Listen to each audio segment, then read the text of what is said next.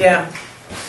I think we flirted with danger a lot in this game. Coppin State's a team that I watched. They were beating West Virginia at halftime at West Virginia, so I had a ton of respect for them.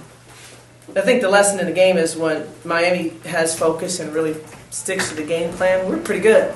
And when we don't, we're just not good enough. And that's the truth. I mean, an individual came in here and got a double-double on us, number 34 for Coppin State, just on sheer will and determination and effort, and she really, really pursued the ball. And, she played hard the entire game. And we played hard in spurts and didn't have, that stellar individual performance. I think Crystal Saunders was on her way to having a career high.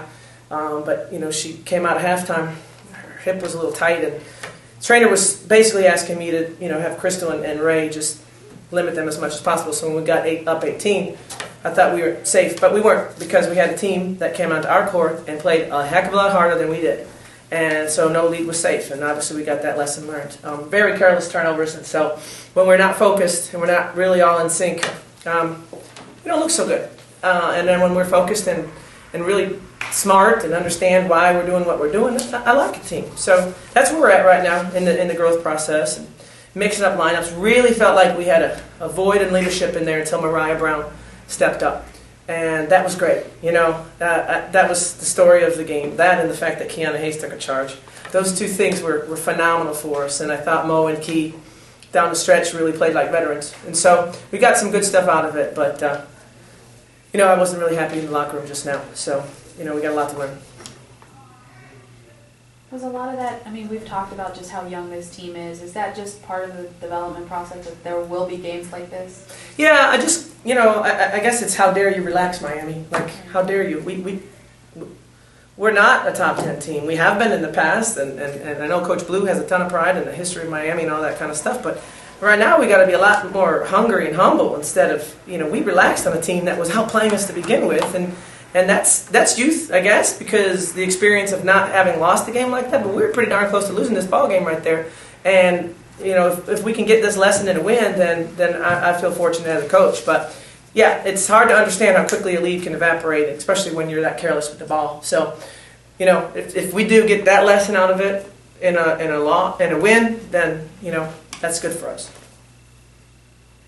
You guys had a while off since your last game. What were some of the things, I guess, you guys tried to zero in on? Ironically, and didn't show up, is our assist to turnover ratio and rebounding, and those are the two things that we performed pretty poorly on. I thought on offense, we just stared at the shot a lot. We didn't have a lot of motion, and on the defensive end, they were breaking us down off the dribble, and our posts were stepping up, and their weak side rebounds were pretty phenomenal. That's their game plan. So it was not so much, it's more of a function of containing their penetration so that we didn't have all those shifts. So it wasn't really the post as much as it was the top of our perimeter defense that was breaking down and exposing our backside rebounding. But Crystal was having a heck of a game. She was going to have a good one. And Kiana Hayes she killed herself on the glass. I thought she did a great job rebounding. I just talked about you. How we had a leadership void until you decided to step up and take the game over. Good job. If you want to talk about, I guess they had a 13-0 run until I think it was to make a pair of free throws. What sort of was going on? And I don't know if they were off the timeout or just did you see it that you had to take it upon yourself to? Yeah, we weren't scoring. Our team didn't have the chemistry that we needed, and I just thought it was my job. I knew it was my job to come in and step up as a senior, as a captain, and get my team out of that hole. It seemed like early on you guys were able to, full court press, turned the ball over, and were able to capitalize on it. Is that something that I guess as the game progressed, it didn't seem like it happened as much?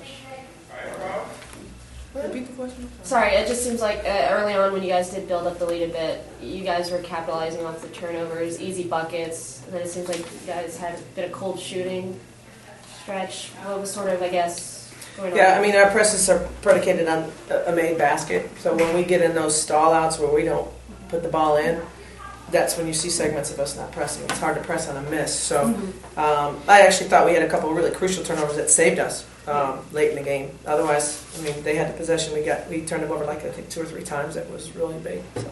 And I think you had rebound on one of the last offensive possessions that kind of killed more Yeah. time off the clock as well. It was scary. It was scary for a while there.